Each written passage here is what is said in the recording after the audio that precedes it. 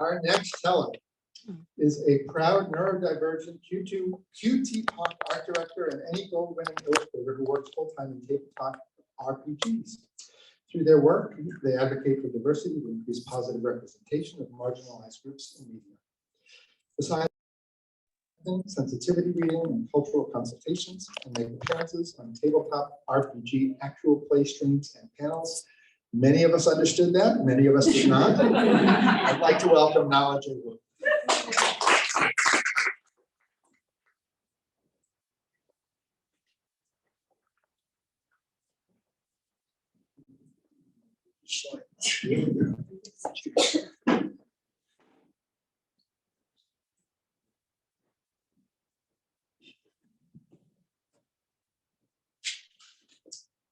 Hello.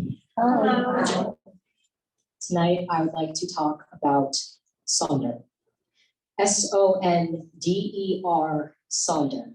It's a noun defined as the realization that every random passerby is living a life as vivid and complex as your own, populated with their own ambitions, triumphs, sorrows, and worries, hundreds of thousands of stories that are being written simultaneously around your own awareness, stories in which you might only appear once as a blur of traffic passing on the highway or as a lit window at dusk, hundreds of thousands of lives that you'll never even know existed.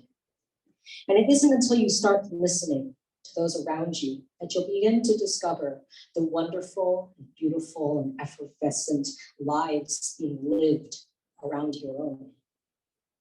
The art of storytelling is an oral tradition that creates written language and is able to elicit such powerful feelings in everyone who chooses to participate. I've walked in tonight a complete stranger to most of you, and in the spirit of my favorite word, as defined by the Dictionary of Obscure Sorrows, Sonder, I hope that in sharing of myself tonight, you can start being more attentive to those around you. This is a story about me. My name is Nala Jaden Wu. I use they, them pronouns, and I'm a proud, openly queer and trans, non-binary, Southern Chinese American. For those who knew me when I was in high school or younger, you're probably hearing that entire phrase for the first time. Surprise, I am a gay and they. And if what I just said scares you for some reason, I mean, I'm not sure why, I'm literally 5 feet tall. You also might notice me looking down here. I've got ADHD, and if I don't have notes to keep me on track tonight, I will talk all night, and you don't want that. This is a story about me. I was born in 1999, and I'm 23 years old. Probably just made some of y'all feel a bit old, sorry. Meanwhile, any Gen Zers here probably are like, oh, well, your birth year starts with a 19. Okay. Well, joke's on you, because I'm technically Gen Z as well, but I don't always relate to everything our generation is known for. I wasn't born with a device in my hand, as I've often heard said. I watched VHS tapes rewind and sat on those long car rides with those giant paper maps printed on the thinnest, most rippable paper. I remember a time before everything was wireless, time before Blu-ray, a time where if I wanted to talk to my friends on the phone, I had to dial a landline first and then talk to their parents before I could talk to them. Gen Z gets a bad rap. We are called the selfie generation, the I generation, which the I refers both to our attachment to technology and also our apparent selfishness, because how dare we ask for basic human rights? But in the words of your generations, I'll circle back to that one. This is a story about me, and I'm relatively good at following directions. The theme of tonight's stories is gratitude, which is a word I've heard thrown about my entire life. Did anyone else first learn about Thanksgiving framed where the Pilgrims and the Native Americans sat down together to eat a shared meal, and that nothing bad happened after that? I think my teachers left out some very important information that I didn't learn until much later. Gratitude, a grateful attitude. My Thanksgiving dinners began with everyone going around the table sharing something that they are grateful for. You're expected to have something that is just sappy enough to satisfy your parents while also being unique enough that you're not just repeating what the next person said. My typical table share during this most fun part of Thanksgiving was talking about how grateful I am to be adopted. This is a story about me, and when I was 8 months old, I was adopted from China. Being adopted has affected my life in a lot of ways. And if you don't know anyone who is adopted, or more importantly, know any adoptees well enough that they would have shared with you even the tip of the iceberg of issues that adoptees face throughout their lives, especially those who are internationally and or transracially adopted. And I do hope you're listening. Quick sidebar, because not everyone knows. International adoption is when you are born in one country and adopted by people who live in another country. And transracial adoptions are when a child, usually a child of color, is adopted by a family of a different ethnicity, usually white. I don't have time tonight to go into all the details of adoption trauma, like how the fear of being abandoned again had me wondering at age 4 what I possibly could have done wrong.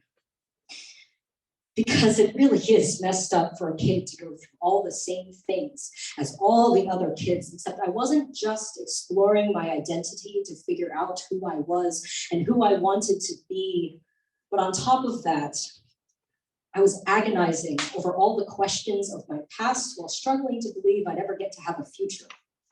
I was a teenager yearning not for the bliss of young love, but for an identity to call my own, something tangible. I have lived my entire life walking a thin line between two worlds, existing as the hyphen between the words Chinese American. Not Chinese enough, because despite studying it for 14 years, I cannot speak the language of my mother's land. And yet I'm not truly American either, am I? The vitriol that my communities faced and continue to face in the wake of this ongoing pandemic only shows me that no amount of assimilation will ever get white America to fully accept us. We will always be seen as other. And yet, being able to come to America, I've been told, was a blessing. America, the land of opportunity, where anyone can become someone. I know now that it's much more complicated than that.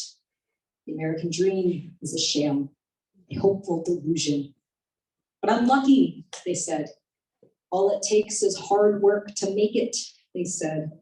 They expected gratitude for what I was given, a gift from a God I no longer believe in. I'm sure you can imagine how confusing and disorienting this all is. Being a student at AB was hard enough, now tack on an identity crisis stretching across international borders. There's one thing to take away from my story tonight, it's that gratitude is complicated. When I actually sit down to think about it though, something I am grateful for is the internet. Before you stop and judge me for saying that, because how Gen Z of me to do so, right? Yeah, let me say it loud and clear. The internet quite literally has saved my life. I'm gonna rewind for a moment while I give you the spark notes on my life thus far. That is the website your kids go to avoid reading any of the stuff assigned in English class. I was abandoned at birth, just days after being born and left in a cardboard box at the gates of a middle school. I was then adopted and moved nearly 8,000 miles away from the only home I ever knew before my first birthday. In elementary school, all my friends bullied me because I was weird and they didn't want to be friends with me anymore. But the weird that they hated so much was actually undiagnosed ADHD manifesting in neurodivergent behaviors that my peers made fun of because kids are mean and parents weren't teaching tolerance back then like I see them do now. I was so desperate to be accepted. I changed everything about myself. I got new clothes. I listened to all the music they were listening to, but nothing was enough. It turns out looking the part does not erase one's neurodivergence. Also, on top of all of this, I realized I was queer in middle school when I developed a massive crush on one of my best friends. But I was too terrified to confess to anyone because I was worried that people wouldn't accept me. Which if you're reading between the lines here, you will understand and know that my fear of coming out was absolutely tied to my fear of being abandoned again. Now we enter high school, and all these years of feeling lonely and friendless and like something is wrong with me resulted in, and you guessed it, depression. And yes, therapy did help. I highly recommend therapy, by the way, to anyone, regardless if you think you need it. It is a great experience. I've been going for 9 years. But what helped me even more was the communities that I found online. Communities full of people like me, fellow adoptees, other artists, nerds, people who have become my lifelong friends, who validated my special interests and helped me realize that life was worth living. I learned the language with which I described myself to you today from those earliest days. I learned about queerness, about queer history, from queer people who reassured me that I was not broken. The internet saved my life, and without it, I would not be standing here today. So sure, maybe I'm addicted to my screen. Call me and my generation lazy and entitled and self-absorbed, but I challenge you to think past that. Are we actually lazy, or do we prioritize mental health in a way that academia and capitalism disfavors? Are we entitled? Is our activism seen as disrespectful to generations of people who were raised to never challenge authority's status quo? Are we really self-absorbed, or are we documenting memories and sharing them with our friends in the way that technology has been developed to allow? Never before in human history have we been able to witness world tragedies as they're happening live from primary sources who are there, streaming gunfire, violence, and other unspeakable things. Yes, the internet is dangerous, can traumatize you, it can be incredibly addictive, but it's not only something to fear, because the people I met online saved me. There's duality in everything, even in concepts seemingly straightforward, like gratitude. I am grateful for a lot of things, even my adoption, as messy and as complicated as it is, because all this pain made me who I am today. But I also feel the weight of all of my identities as they've grown to become political talking points, discussed and debated as if I'm not a real live person standing right here, because once again, like grade school, I am othered simply for existing. I've learned that all these messy and complicated, beautiful feelings, they can all coexist. I can be grateful for the life that I lead here and for the opportunities I have, and I can still hold within me the pain from the biggest question I've been asking my entire life. Why? Why was I abandoned? I'll carry this unknown with me for the rest of my life. But what I do know is that by talking about my experiences and sharing them openly with people, I've been able to find community and connect with those for whom my story resonates on a personal level. And for everyone else who might not share my specific pains, I can only hope that you will find your own comfort and catharsis experiencing Sonder like I have, and that you go forth after tonight listening for all the untold stories, the lives around you.